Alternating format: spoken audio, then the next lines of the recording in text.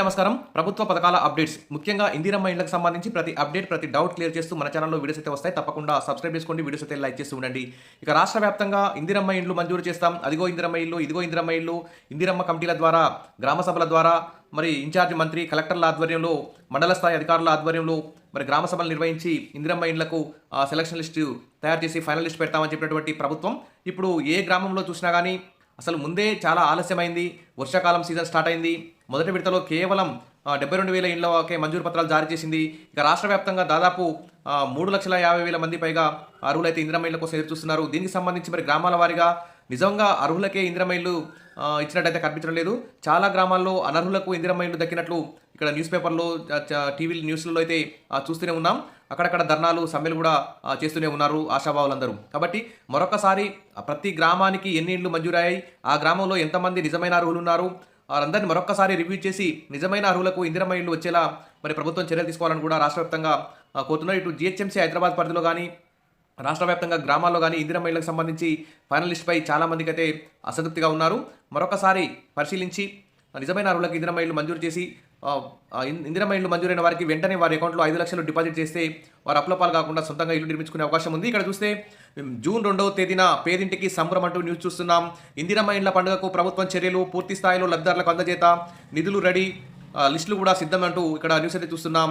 June 2వ తేదీ తెలంగాణ ఆవిర్భావ దినోత్సవం సందర్భంగా గూడు లేని నిరుపేదలకు నిల్వ నీడ ఇచ్చేలా ఇందిరమ్మ ఇళ్లను ప్రారంభించాలని గవర్నమెంట్ అయితే ముమ్మర చర్యలు తీసుకుంటుంది. కాబట్టి మొదటి విడతలో మంజూరు చేసినటువంటి 72,000 ఇళ్లకు సంబంధించి వీలైనన్ని ఎక్కువ ఇళ్లను కూడా లబ్ధిదారులకు అందించాలని ప్రభుత్వం అయితే భావిస్తుంది. ఇక 3-4 రోజులే టైం ఉండడంతో మరి స్లాబ్, గోడలు పూర్తి చేసుకుని తుది దశలో ఉన్న ఇళ్లను మాత్రం ప్రారంభించేందుకైతే ఏర్పాట్లు చేస్తుంది. మొదటి విడతలో మండలానికి ఒక్కో గ్రామాన్ని ఎంపిక చేసి 47,377 మందికి ఇళ్ల నిర్మాణం కోసం అనుమతి పత్రాలు అందించారు. ఇందులో 23,847 మంది నిర్మాణాలను అయితే ప్రారంభించారు. వీటిలో తుది దశకు వచ్చినటువంటి ఇళ్లను జూన్ 2 నాటికి పూర్తి చేయాలని అధికారులు అయితే భావిస్తున్నారు. ఇక క్షేత్రస్థాయిలో నిర్మాణ ఖర్చు ఎక్కువ అవుతుండడం, ప్లంబింగ్, వైరింగ్ వంటి పనులకు సమయం పట్టే అవకాశాలు కనిపిస్తున్నాయి. ఈ నేపథ్యంలో సాధ్యమైన ఎక్కువ గృహాలను ఆ రోజు సీఎం రేవంత్ రెడ్డి, గృహ నిర్మాణ శాఖ మంత్రి పొంగులేటి శ్రీనివాసరెడ్డి చేతుల మీదుగా ప్రారంభించాలని సన్నాహాలు చేస్తున్నారు. లబ్ధిదారుల అకౌంట్లో కూడా డబ్బులు కూడా విడుదల చేస్తున్నారు. ఆదివాసీలకు ఇందిరమ్మ ఇల్లు మంజూరు చేయాలని ప్రభుత్వం భావిస్తుంది. ఇక పేదింటి ఇండ్ల కళ సాకారం అంటూ ఇక్కడ ప్రభుత్వం అయితే చెప్తుంది. కానీ మరి రాష్ట్ర వ్యాప్తంగా మొదటి విడతలో 72,000 ఇచ్చారు. అంటే ఫస్ట్ ఫేజ్లో మొత్తం 4,50,000 మందికి ఇల్లు కట్టిస్తామని చెప్పారు ఈ సంవత్సరం. మరి ఈ సంవత్సరం దాటిపోతుంది.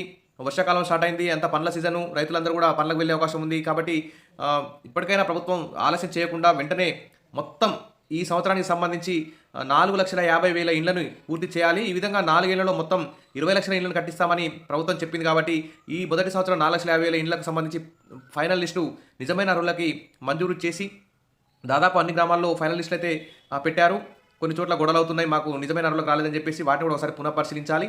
తర్వాత ఈ సంవత్సరం మొత్తం ఈ 2025కు సంబంధించి 4,50,000 ఇండ్లను పూర్తి చేసి మళ్ళీ 2026లో మరో 4,50,000 ఇండ్లను మంజూరు చేసే విధంగా ప్రభుత్వం బడ్జెట్లో నిధులు కేటాయించాలి. ఈ విధంగా 4 ఏళ్లలో మొత్తం 20 లక్షల మందికి ఇందిరమ్మ ఇళ్లను నిర్మిస్తే నిజంగా అందరూ కూడా ప్రభుత్వాన్ని మెచ్చుకునే అవకాశం ఉంది. కాబట్టి ప్రభుత్వం పేదవానికి సొంతింటి కళ సాకారం చేసే విధంగా ప్రభుత్వం ముందుకు పోతుందని, ఎలాంటి అవకతవకలకు పాల్పడకుండా నిజమైన అర్హులకే ఇందిరమ్మ ఇల్లు మంజూరు చేసే విధంగా చర్యలు తీసుకుంటుందని చెప్పి ఆశిద్దాం. విషయాల బెస్ట్ మరిన్ని అప్డేట్స్ కోసం మన ఛానల్ని ఫాలో అవుతుండండి. వీడియోస్ అయితే లైక్ చేసి ఉండండి. Thank you.